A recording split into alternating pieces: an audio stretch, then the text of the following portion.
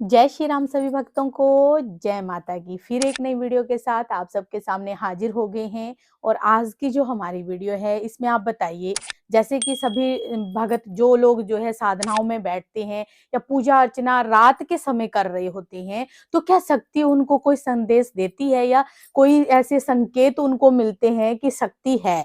तो आज की वीडियो जो है आप सभी के लिए बहुत ही इन्फॉर्मेटिव होने वाली है। अंत तक बने रहिए, तभी आपको सारी वीडियो समझ भी आती है। अगर वीडियो अच्छी लगती है तो लाइक करें, शेयर करें, कमेंट करें।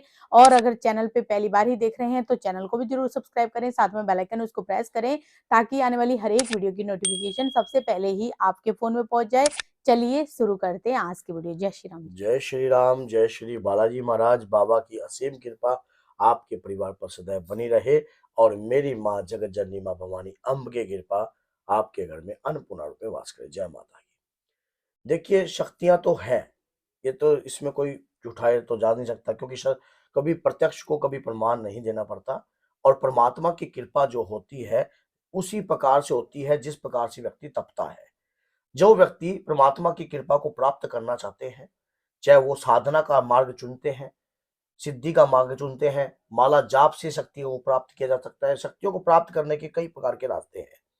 जो व्यक्ति साधना कर रहा है, मंत्र जाप कर रहा है, किसी दिव्य पाठ का आह्वान करता है, शक्तियों का आह्वान करता है, तो उन्हें शक्तियां अपना किस प्रकार से अनुभव करवाती हैं कि हम आपके साथ हैं, और उन्हें खुद को किस प्रकार से समझना है। देखिए, अगर आपको लंबा समय हो गया है, चाहे रात्रि की साधना कर रहे हो, चाहे आप किसी भी देवी देवता की आराधना कर रहे हो, कोई भी कार्य करते हो, पूजा पाठ के अंदर अपार शक्ति छुपी हुई है। जो आप किसी भी मंत्र को, क्योंकि परमात्मा की जो कृपा है, परमात्मा की जो शक्ति है, वो मंत्रों के माध्यम से प्राप्त होती है। अगर आपको मंत्र का उत्कीर्ण का ज्ञान आ जाता है और आप सही मार्ग पर चल रहे हो, सत्य के मार्ग पर चल रहे हो, सही निष्ठावार्धक होकर चल रहे हो, आपने अंदर का जो आत्मविश्वास है, आपने पूर्ण दृढ़ निश्चय से कर रखा है कि मैंने ये चीज को प्राप्त करना ही करना है, तो ऐसी कोई भी चीज नहीं है जिसको आप प्राप्त ना कर पाओ। लेकिन सबसे बड़ी बात होती है किसी चीज को प्राप्त करने के लिए भावना, अंदर आस्था और विश्वास का होना बहुत ज्यादा अनिवार्य है। आपके मन में होगा कि हनुमान जी की कृपा अगर इस कलयुग में हमारे ऊपर आ जाए तो हम तो पता नहीं क्या से क्या बन जाएंगे। कोई भी शक्ति कुछ एक किसी एक व्यक्ति विशेष के लिए नहीं होती है, जन के कल्याण के लिए ही शक्ति होती है।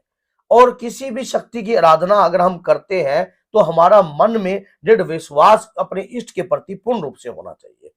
और हम जब ध्यान करते हैं, माला करते हैं, जाप करते हैं, उस समय मान लीजिए आपने रात्रि का मार्ग चुना है, दिन का मार्ग चुना है, और तो आप जिस समय आपकी लो लगने लग जाती है, समझ लेना जब आप मध्यम में पहुंचते हो, आप या लो 41 दिन की साधना कर रहे हो हनुमान जी की, जब आप मध्य में पहुंचते हो, शुरू में पहुंचते हो, तो आपका पूरा मन लगता है, आपके अंदर एक जोश भी होता है, एक आनंद भी होता है। आप ये सोचते हो कि मैं तो बस करके ही मानूंगा और परमात्मा की दिव्य कृपा को मैं प्राप्त ही करूंगा।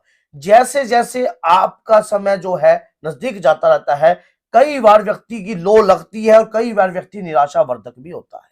मन में ये भी आता है कि कहीं मैं ये जो कर रहा हूं, क्या पता मुझे कुछ प्राप्त होगा भी कि नहीं होगा, लेकिन मैं कर रहा हूं। मानो शंका और श्रद्धा दोनों बहनें हैं, मन में उत्पन्न होने लग जाती है कि मैं जो भगवान के प्रति जो पूजा याचना कर रहा हूं उससे मुझे कुछ हित होगा कि नहीं।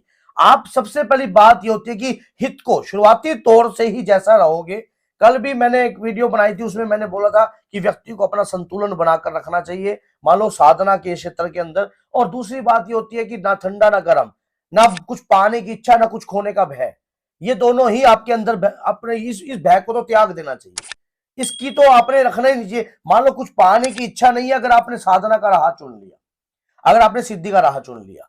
और दूसरी बात, जब शक्ति आपके पास आती है तो उनके अलग अलग अनुभव होते हैं। कई बार व्यक्ति की परीक्षा, अगर व्यक्ति चरम सीमा पर पहुंच गया है, जिस प्रकार से दूध का उबाल आता है तो हम खड़े होते हैं, उसको गैस को सिम करते हैं या फिर उसको थोड़ा और पकाते हैं ताकि मलाई अच्छी बन सके। इसी प्रकार से जब आप साधना के क्षेत्र में होते हो, आप 41 डेज से ऊपर की आप प्रक्रिया देखते हो और आप देखते हो कि कहीं शक्ति मेरे पास आई तो नहीं। जिस प्रकार से आप दूध में मलाई को अच्छी तरीके से पकाने की कोशिश कर रहे हो, क्या पता परमात्मा भी आपको पकाने की कोशिश कर रहे हो। क्या पता शक्तियां तो आपके पास आ गई है, शक्तियां तो आपके पास आपके समीप है, लेकिन वो आपकी परीक्षा ले रही है। क्योंकि वो परीक्षा तो लेती है, जब तक दास की परीक्षा नहीं होगी तब तक वो पास कैसे होगा। चाहे वो 10वीं हो, चाहे वो 8वीं हो, चाहे वो +2 हो, चाहे वो एजुकेशन का रास्ता हो, चाहे सिद्धि साधना का रास्ता हो, परीक्षा हर क्षेत्र के अंदर है। चाहे संसार के अंदर आप ग्रस्त जीवन को जी रहे हो, व्यतीत कर रहे हो, उसमें भी परीक्षा है। परीक्षाओं में हमें सफल होना पड़ता है दृढ़ विश्वास से। हमें अपने इष्ट की आराधना को कंटिन्यू करते रहना चाहिए, उसको हमने डिस्टर्बेंस नहीं करना चाहिए। शक्ति का जब आगमन होता है उनके सिम्टम्स होते हैं। मान लो ये सिम्टम्स ही हैं जो मैंने आपको बताए हैं। इस प्रकार के सिम्टम्स जो है, आपको ये महसूस होता है कि मुझे कुछ प्राप्त तो नहीं हुआ, ऐसा क्यों हो रहा है, मैं मंत्र की आराधना कर रहा हूं, साधना कर रहा हूं, अजीब सी आपको सुगंध तो आने लग गई है।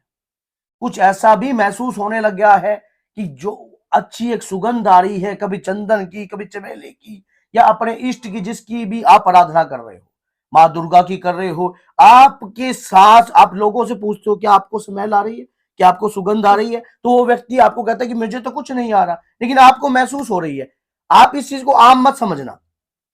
जब मंत्र का जाप कर रहे हो, आपको मुंह से अबासियां छूटने लग जाती है, आपका खिंचाव बनने लग जाता है शरीर पर, उबासी इतनी आती है कि आंखों से पानी चलने लग जाता है, खिंचाव होने लग जाता है, और ऐसा लगता है कि जैसे कोई शक्ति का अनुभव हो रहा है। मन में एक रोमांच सा हो जाता है, कि मन में एक उत्साह उत्पन्न होता है कि कोई शक्ति मेरे शरीर पर धारण हो रही है। और जब शक्ति धारण होती है तो आपका मन करता है कि मैं और भी पूजा करूं। ये शक्ति की जो है, ये सबसे 101% के संकेत है। अगर आपके साथ भी ऐसा हो रहा है तो ये समझ जाइए कि शक्ति कहीं ना कहीं आपके शरीर पर आने लग गई है। देखिए, प्रत्यक्ष को कभी प्रमाण नहीं देने पड़ते, ये नहीं है। कई शक्तियां ऐसी होती है जो साक्षात्कार करती है। और अगर आप तामसिक शक्ति की आराधना कर रहे हो, कोई कोई डाकनी, पिचासनी, या किसी भी प्रकार की यक्ष, गंधर्व, इस प्रकार की अगर साधना कर रहे हो, या कोई किसी भी प्रकार की कोई जादूगरनी साधना कर रहे हो, तो इन प्रकार की जो शक्तियां होती हैं, ये कई बार अनुभव सामने देती हैं। कई तिखी धारदार शक्तियां होती हैं, कई जैसे तामसिक और सात्विक दोनों प्रकार का अंतर होता है। तो ये आपके समझने के ऊपर बात है कि आपने कौन सा रास्ता चुना है। तो ये कुछ अनुभव मैंने आपको बताए हैं। आप अगर साधना के क्षेत्र में हो, भक्ति के क्षेत्र में हो, माला जाप करते हो, नाम जाप करते हो, तो कहीं ना कहीं आप ये जो अनुभव है बड़े गहराईता से समझ सकते हो। तो बोलिए जय सीताराम, जय श्री बालाजी महाराज।